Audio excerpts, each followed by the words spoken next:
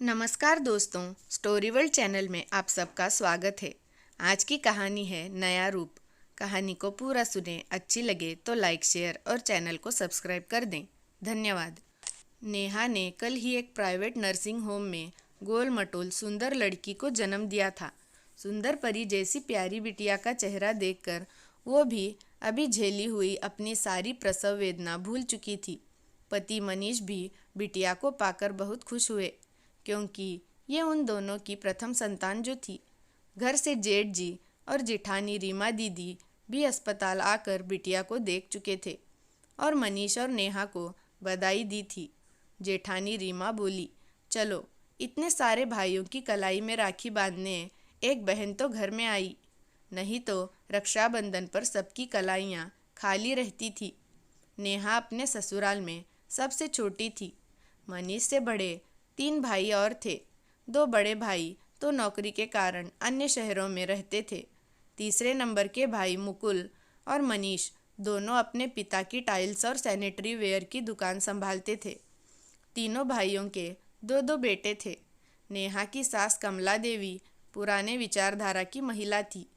उन्हें बस इस बात का बड़ा घमंड था कि उनके खुद के 4 बेटे थे और तीनों बेटों के 2-2 बेटे ही थे।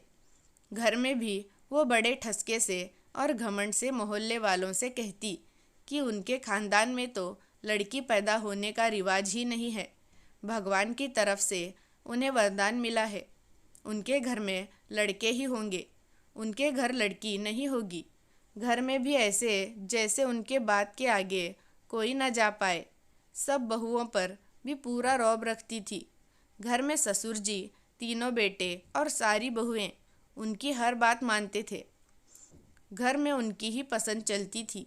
फिर चाहे वो कमरों की पुताई कराने के लिए रंग चुनना हो या फिर त्योहारों पर किस तरह की मिठाई और पकवान बनेंगे, ये निर्णय लेना हो, सब तरफ उनका ही दबदबा था।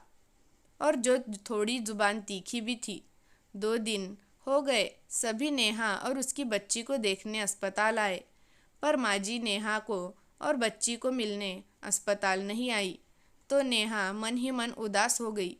वो जानती थी लड़की पैदा हुई है, इसलिए सास को धक्का पहुंचा है।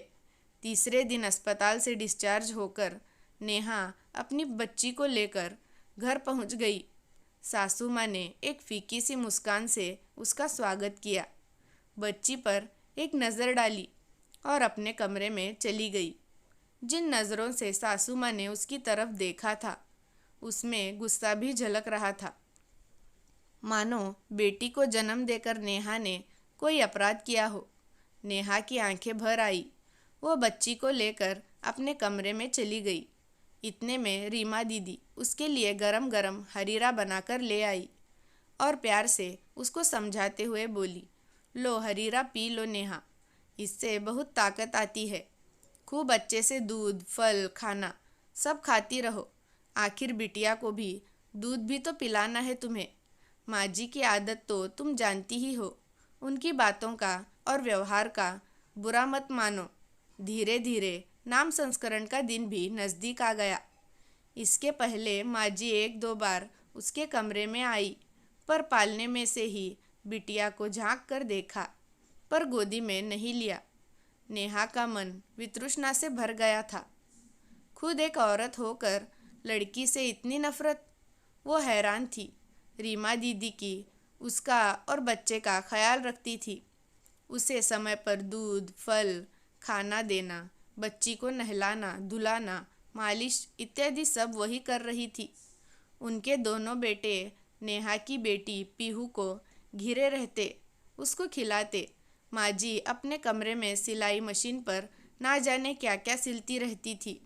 रोज़ उनके कमरे से सिलाई मशीन की कटकट की आवाज़ आती थी। नाम संस्करण से 3 दिन पहले अचानक पीहू को तेज़ बुखार आ गया। उस दिन गलती से नेहा के बेडरूम की खिड़की खुली रह गई थी। वहीं से ठंडी हवा लगने के कारण नन्ही पीहू को ठंड लग गई थी। शाम तक आते आते उसकी सांसें तेज़ चलने लगी। निमोनिया का असर हो गया था। नेहा तो घबरा के रोने लगी। इतने में कमला देवी अंदर आई। और सरसों के गरम तेल में अजवाइन कपूर जला के उस दिन से पीहू के सीने की मालिश करने लगी, अपनी गोदी में लिटा के। मनीष उस दिन डॉक्टर को घर बुला लाया था। डॉक्टर ने आते ही पीहू को कोई इंजेक्शन लगाया और कल तक ठीक हो जाने का आश्वासन देकर चला गया। रात भर कमला देवी पीहू को गोदी में लिए बैठी रही और रात में फिर 2 बार उसकी मालिश की। सुबह 5 बजे तक बच्ची की हालत में काफ़ी सुधार हो गया था। उसका बुखार भी उतर चुका था और बच्ची अब अच्छे से दूध भी पी रही थी। रात भर की जागी हुई नेहा भी पीहू को दूध पिलाती हुई कब सो गई पता ही ना चला। सुबह उसकी आँख खुली तो देखा कि माँ जी पीहू को गोद में लेकर खूब खिला रही है और पीहू उनकी तरफ देख देख कर मुस्कुरा रही थी। नेहा की आंखें भर आई। उसको जगह देख के उसकी गोदी में पीहू को देते हुए माँ जी डांट के बोली, कैसे लापरवाह लोग हो तुम, इतने छोटे बच्चे के साथ खिड़की खोलकर कौन सोता है? बच्ची को ठंड नहीं लग जाएगी क्या? आगे से ध्यान रखना। आज पीहू का नाम संस्करण था। नेहा मनीष नहा धोकर तैयार होकर पूजा में आकर बैठ गए। पंडित जी पूजा कर रहे थे। रीमा दीदी किचन में मेड के साथ मिलकर पूरी कचौरी बनाने में लगी हुई थी। मोहल्ले की औरतें भी आने लगी थी और दरी पर बैठ गई थी। इतने में कमला देवी अपने कमरे से बाहर निकलकर आई। उनके गोद में पीहू थी और उन्होंने आज उसको अपने हाथ का सिला हुआ गुलाबी रंग का फ्रिल वाला बड़ा सुंदर फ्रॉक पहनाया था। बिल्कुल रेडीमेड जैसा लग रहा था वो तो अब नेहा को समझ आ रहा था कि माँ जी इसके फ्रॉक सिल रही थी मशीन पर इतने दिन से। माँ जी ने पीहू को नेहा की गोदी में दे दिया और दरी पर बैठी सारी औरतों से बोली, अरे ये क्या बुझे मुँह बैठी हो तुम लोग? ढोलक मंजीरा क्या सूरत निहारने के लिए रखे हुए हैं? चलो अनीता शुरू हो जाओ, तुम तो बड़ी अच्छी जच्चा बच्चा वाले गाने जानती हो। सब गाएंगे नाचेंगे तभी तो लड्डू मिलेंगे। कमला देवी हंसते हुए बोली। इधर ढोलक पर थाप पड़ी, उधर पंडित जी के मंत्र उच्चार शुरू हो गए। अचानक कमला देवी उठी और अपने डोरी वाले बटुए से छोटी छोटी चांदी की पायल निकालकर पीहू के नन्हे नन्हे गुलाबी पैरों में पहना दी। घर की पहली लड़की है, बिना गहनों के अच्छी लगेगी क्या? सुनार को इसके सोने के छोटे छोटे कुंडल बनने को भी दे दिए हैं और सोने की चैन भी कुछ दिन में बनकर आ जाएंगे। कहते हुए कमला देवी ने काजल की डिबिया खोल के एक बड़ा सा नज़र का टीका पीहू के कान के पीछे लगा दिया।